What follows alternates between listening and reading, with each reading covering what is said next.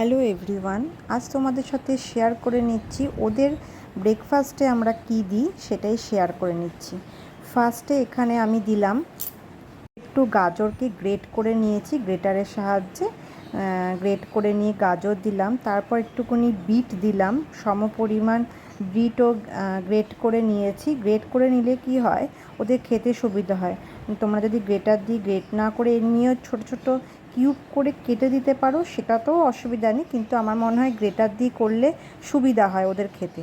তারপর দিচ্ছি করলা, ঠিক আছে, যেটাকে আমরা উচ্ছে বলি, সেটাকে ছোট ছোট করে টুকরো টুকরো করে দিয়েছি। মানে আমরা যা সবজি খাই সব সবজিই দেওয়া যায়। আজকে যেটা দিচ্ছি সেটাই তোমাদের সাথে শেয়ার করছি। এটাকে বলে কাটা ভুট্টা।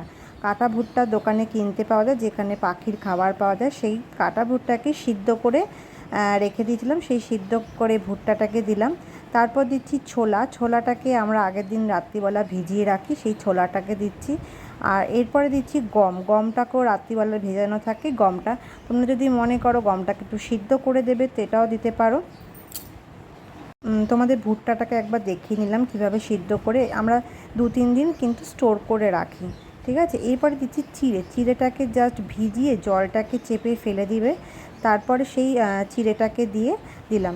এবার এটাকে আলগা আলগা করে মেখে মেখে দিতে হবে। এবার অনেকে তো মাখা খায় না, তাদের জন্য আলগা সমপরিমাণ রাখলাম, এবার আলগা করে দিচ্ছি।